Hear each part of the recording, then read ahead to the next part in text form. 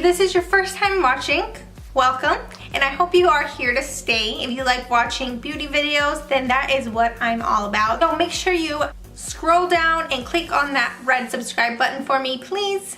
And if you're not new, welcome back. And today, I will be reviewing a new Nars Natural Radiant Longwear Foundation. I will try this on and I will tell you what I think about it. I will also keep it on for the rest of the day and I will show you small clips of how it's holding up. I also have the new Anastasia Amrezy highlight I'm so excited to try. And other than that, if you guys are ready, then just keep on watching. I really like the packaging because it has a soft touch. Then the top of it has a soft touch as well. And the bottle is glass and it has a pump. I did 3 pumps. This is what the consistency looks like. So it's a bit watery, but not too badly. And now with my damp Echo Tool sponge, I'm going to take some on here and apply it. If anybody is my skin tone twin, I am in shade Light 4.5 Vienna. And I have heard that Nars foundations are a bit yellowy. So I do notice that it has a yellow undertone. So I used about 3 pumps on this side.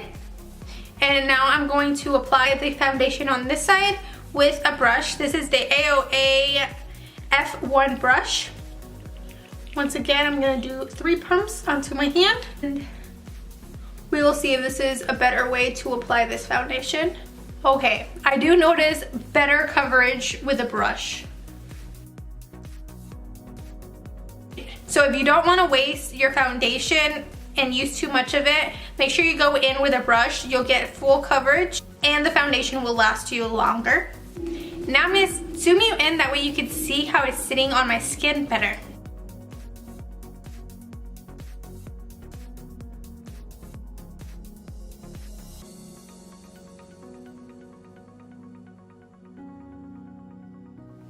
I really love the finish and how it does not make my skin look or feel dry at all. The coverage is amazing with the brush and I can't wait to see how the rest of my makeup applies on. So I'm going to go ahead and finish my makeup and I'll be right back.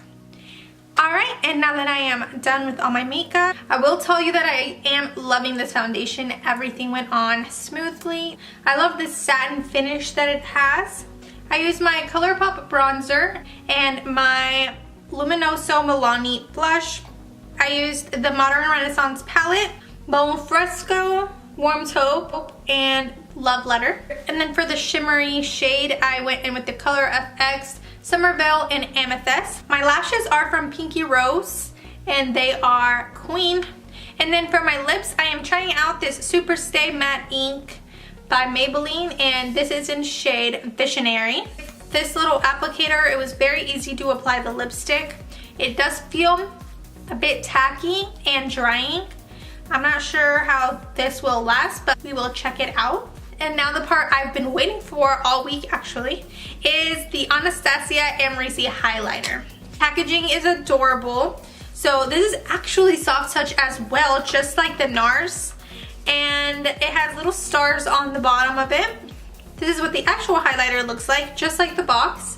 I love that it's nice and sleek, and it has a little button here, so you can open it that way. Look at that pattern on there. I am loving these little waves on there. It's super nice, and it has a great mirror. You can use this while applying makeup. If you're doing it, I don't know, in the car or something. I'm just going to swatch this, and look at that shimmer. I'm going to use this e.l.f. brush here, and I'm going to, when I do this, there's no powder coming off, which is great, so you're not wasting any product. Now the moment I've been waiting for, let's apply this.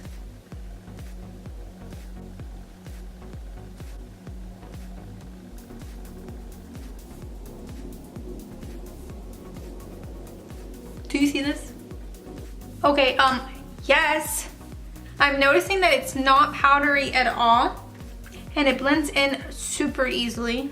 Some on my nose. And I'm just going to basically bathe in it because why not? So if you are a highlight lover, make sure you get your hands on this baby because it's definitely worth those $28. I know that right after I purchased this, I had a friend trying to purchase it as well and they were sold out. Hopefully they have more back in stock.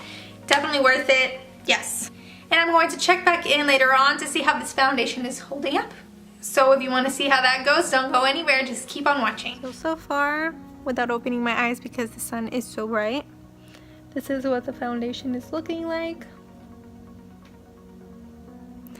As you can tell, there is no creasing. It hasn't really accentuated my smile lines yet, and it hasn't really came off. It doesn't look super drying around the nose, and so far, I'm liking this. It has been about 4 hours since I applied it, and I will be back in a couple hours right after I'm done with dinner and let you know what I thought. So far, as you can see, the foundation is still on here. And so is that highlight. I have not reapplied anything, and the lipstick, it's actually still on here, and I've ate some greasy foods. I am actually really proud of this lipstick. It's really still on there except for like the inside part of my lips. Then the foundation came off around my nose because I have been blowing my nose. But other than that, it does look a little bit dry around the nose. It might also be because I was blowing my nose. But my cheeks still have foundation. My forehead still looks really good. To have a lot of dry skin, it really did not accentuate. So if you have dry skin, this is perfect. For oily skin, I'm not sure how well it would hold up oily skin. But so far, this is definitely a keeper for me. If you have dry skin, I recommend this for sure. If you have any questions, please leave them down below. If you enjoyed this video, please give me a like and subscribe if you haven't already. I love you guys, and I'll talk to you later. Bye.